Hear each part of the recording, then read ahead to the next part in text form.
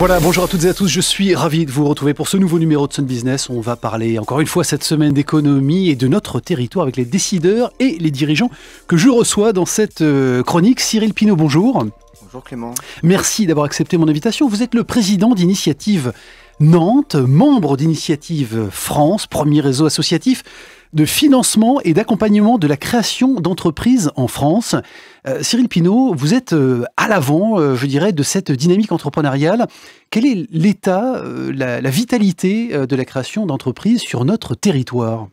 Alors on est très chanceux sur Nantes, un dynamisme de la métropole. Donc oui, on doit être sur 2018 à plus de 6%, nous en tout cas en accueil. On a fait quasiment plus de 600 accueils. Ce qu'on appelle le premier accueil. C'est pas la vocation de notre association, et on est encore à plus 6 depuis le premier trimestre 2019. Donc oui, on a de la chance. Notre territoire est accueillant et très propice à l'entrepreneuriat. Alors je le disais, Cyril Pinault, vous êtes une association donc qui accompagne la création d'entreprises. C'est un modèle partenarial un petit peu particulier, singulier en tout cas, qui associe à la fois les institutions, les acteurs publics et les entreprises du territoire, et notamment les institutions financières. Comment ça fonctionne concrètement ? C'est vrai que c'est un dispositif un petit peu original, puisqu'en fait, on reçoit bien sûr des subventions publiques, notamment dans notre métropole, pour notre fonctionnement. Mais pour notre fonds de prêt, l'argent en fait qu'on reçoit et qu'on reprête en tout cas à des porteurs de projets, c'est un mix, en tout cas aujourd'hui sur Nantes, de la région Pays de la Loire. Il y a également Nantes Métropole qui a mis au fonds de prêt depuis 2 ans. Il y a la Caisse des dépôts, maintenant remplacée par la BPI. Et puis également, il y a tous les acteurs bancaires locaux, quasiment toutes. On a quasiment toutes les banques. On a même fait rentrer la Société Générale l'année dernière, qui n'était pas venue depuis une quinzaine d'années. Donc oui, c'est un écosystème qui fonctionne bien. Et on a de la chance, puisqu'on a en effet des fonds qu'on peut en effet distribuer à beaucoup de porteurs de projets. Alors justement, on va comprendre comment ça fonctionne, parce que pour les porteurs de projets, celles et ceux qui nous écoutent d'ailleurs et qui ont envie de créer leur entreprise, la question évidemment première, c'est la question du fonds.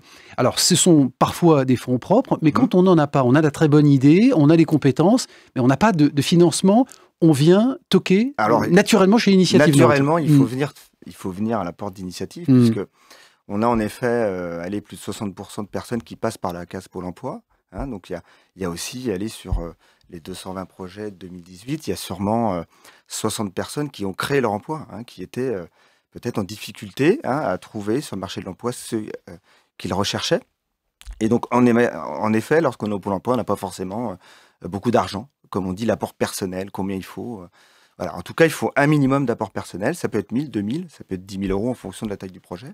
Et nous, on vient compléter ce qu'on appelle l'effet de levier. Le prêt initiative vient compléter ce prêt d'honneur et permet souvent d'accéder à ce fameux prêt bancaire. Il n'y a pas de prêt d'initiative sans prêt bancaire, c'est la règle. Mais en effet, on vient compléter. Et en gros, lorsque le porteur de projet apporte 1 euro, et lorsque nous, on donne donc 1 euro, on arrive à lever quasiment 8 euros. Voilà. Ça, c'est l'effet de levier que vous évoquez. Oui. Pour les porteurs de projets qui se rapprochent donc d'Initiative, comment ça fonctionne concrètement ? C'est un comité d'engagement qui est constitué par un ensemble de professionnels. Comment ça marche ? C'est quoi les étapes pour accéder à ce prêt d'honneur ? Les étapes, déjà, c'est l'accueil. Petit déjeuner, il y a le petit déjeuner, l'accueil petit déjeuner tous les jeudis matins. C'est à la MCTE à Nantes.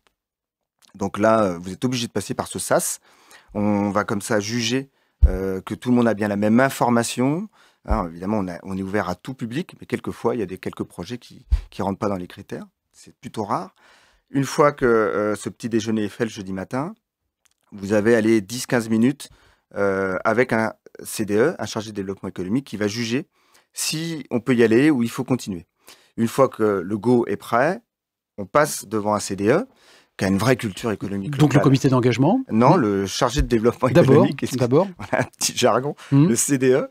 Le CDE, ils sont 3 en fait à Initiative Nantes, et ils doivent regarder le projet si tout est bien dans les rails pour passer justement au comité d'agrément. Voilà. Qu'est-ce qu'ils évaluent concrement ? C'est la solidité du business plan, c'est un peu de l'étude de marché. Alors le CDE va regarder et va être sûr que on est bien dans les rails de la création, qu'on a bien été voir une banque, qu'on a bien un business plan qui est fait, que le porteur de projet, il est vraiment dans son projet. Le comité d'agrément, lui, après, il va juger Voilà, ça va durer une bonne heure. Hein, vous avez 15 minutes d'exposé. Et on est très attaché là-dessus à Nantes, vous êtes sur un comité d'experts. Voilà. Donc il va y avoir évidemment 1 ou 2 banquiers, il va y avoir un expert comptable, il va y avoir un avocat, il va y avoir un assureur, et puis il va y avoir un chef d'entreprise. Et toutes ces personnes-là vont être capables de juger sur leur expertise. L'expert comptable, évidemment, hein, c'est un spécialiste du financement. Plus analytique. Voilà. Le banquier va avoir le risque crédit. Hein. Je rappelle qu'on prête de l'argent. Donc moi, j'aime bien quand même qu'on ait aussi des banquiers au sein de ce même comité d'agrément. Et puis, on a un chef d'entreprise qui va juger la capacité entrepreneuriale, le risque qui va être pris et sa posture demain de chef d'entreprise, peut-être aussi d'employeur, ce qu'on souhaite, bien sûr. Donc tout ça, dans la bienveillance, voilà, et on va donner un avis pour obtenir le prêt. C'est pas qu'une obtention de prêt, hein, Initiative Nantes, c'est aussi de juger et de donner un go. Et souvent, quand Initiative Nantes donne le go, c'est très bizarre, mais les banquiers locaux vont aussi donner le go. Et souvent, on est les premiers à donner le go pour qu'en plus, tout ça, ça se déroule et que de beaux projets arrivent. Ça veut dire que c'est une forme de garantie pour les futurs créanciers, le passage par Initiative Nantes? C'est sûr, c'est en fait d'être sûr que voilà, tous les conseils auront été donnés et que le chef d'entreprise, avant son projet, aura quand même évacué certains risques, certains dangers. Il y a souvent, évidemment, des étapes à respecter. Et avec le CDE, avec le comité d'agrément, on garantit en effet, plus de chances de succès. Puisque vous savez qu'on est à plus de 92% de personnes qui sont encore en exercice au bout des 3 ans. Ça veut dire que le sujet, il est forcément à la création, à l'amorçage, mais aussi sur la pérennité, la qualité, et la pérennité, la durée de ces projets-là? Bien sûr. Alors évidemment, nous, on juge la durée que sur le temps du prêt. Hein. C'est des prêts qui vont de 2 ans à 5 ans. On les accompagne évidemment pendant cette durée-là. On peut le faire au-delà, quelquefois, puisqu'on a en plus des dispositifs qui peuvent se cumuler. Un prêt création, on peut faire un prêt croissance. Donc, on peut suivre des structures pendant plus de 9 à 10 ans. Et on peut, bien sûr, juger la pérennité. Il y a pas de... On est très fiers de cette pérennité d'entreprise. Quels sont les secteurs qui sont concernés, les secteurs d'activité que vous recevez à Initiative Nantes? C'est tous les profils sont les bienvenus? C'est tous les profils. On n'a pas de critères à faire tant de pourcentage sur du conseil, sur du CHR.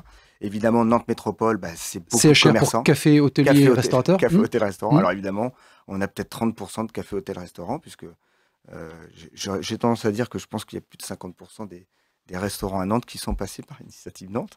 Voilà, c'est des choses assez fréquentes qu'on fait. On a aussi des food trucks, bien sûr. Et puis, on a des projets aussi de reprise, puisqu'on a un fonds reprise-transmission avec des tailles d'entreprises plus importantes. On fait un peu d'artisanat, pas beaucoup, alors que notre plateforme au Sud-Loire en font beaucoup plus que nous, en pourcentage. Et puis, on a des projets innovants, puisqu'on a un comité spécifique innovation.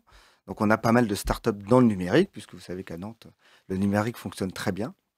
Donc, voilà, c'est vraiment beaucoup de typologies de différents projets. Pour revenir quand même au prêt d'honneur que vous accordez, qui fait effectivement, vous l'avez expliqué, qui déclenche le reste derrière et l'accompagnement des institutions financières, des banques, en termes de délai, qui peuvent parfois être trop longs et un effet de découragement auprès des entrepreneurs, qu'est-ce que ça représente entre le moment où on vient toquer à votre porte et on obtient le prêt d'honneur, où l'argent est sur notre compte très concrètement?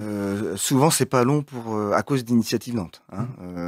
On a même des fois des temps plus courts que des décisions bancaires. En fait, on peut imaginer le petit déjeuner du jeudi matin. La semaine suivante, vous avez un CDE qui vous reçoit. Après, en effet, on exige un prévisionnel.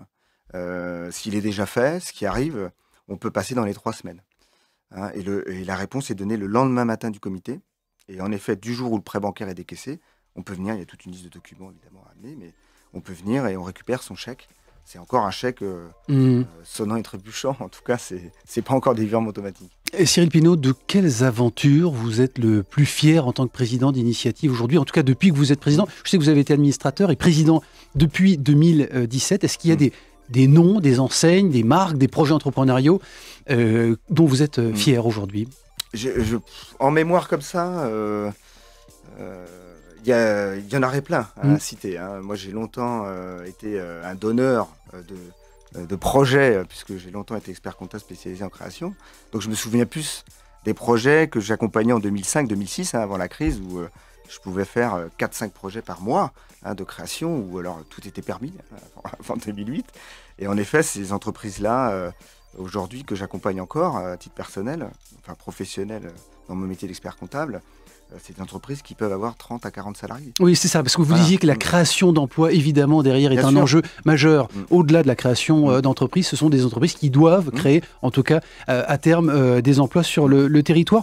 Un dernier point sur un des axes forts de votre mandat, en tout cas celui que vous souhaitez, c'est d'augmenter le nombre de prêts d'honneur octroyés aux porteurs de projets.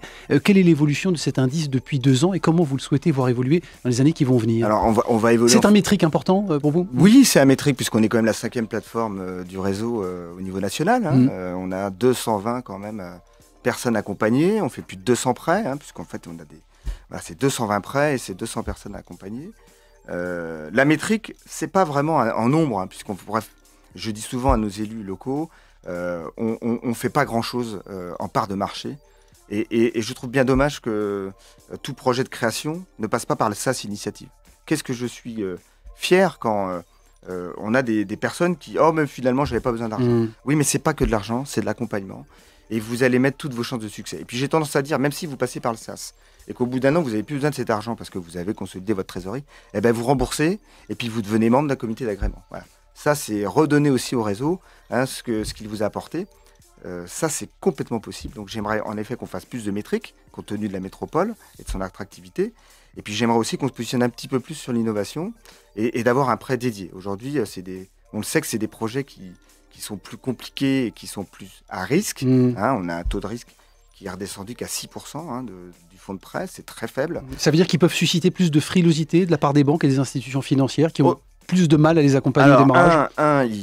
Évidemment, les banques ont rapidement quelques secondes. Les banques ont plus de mal. Et puis 2, si elles ont plus de mal, elles ont aussi des fonds dédiés. Et donc, elles comprendront aussi que l'Initiative Nantes peut avoir un fonds dédié et en effet avoir un petit peu plus casse que le 6 ou le 7. Et ça, il faut aussi, en tant que financeur, il faut qu'on le comprenne et que tout le monde est capable de le comprendre lorsque c'est un fonds dédié. Cyril Pinault, merci d'avoir été avec nous. Je rappelle que vous êtes le président d'Initiative Nantes. Vous pouvez retrouver bien sûr cette émission, cette chronique sur l'application mySun et sur les réseaux sociaux de la radio. Ça ne change pas. Et je vous précise très rapidement que j'aurai le plaisir la semaine prochaine de recevoir Emmanuelle Godmer. Elle est directrice du développement de Aya Life Designer, agence architecture, ingénierie, management, territoire et environnement. C'est 650 collaborateurs, 65 millions d'euros de chiffre d'affaires, 22 associés et 14 agences en France et à l'international. Excellente semaine et merci pour votre fidélité. À très bientôt.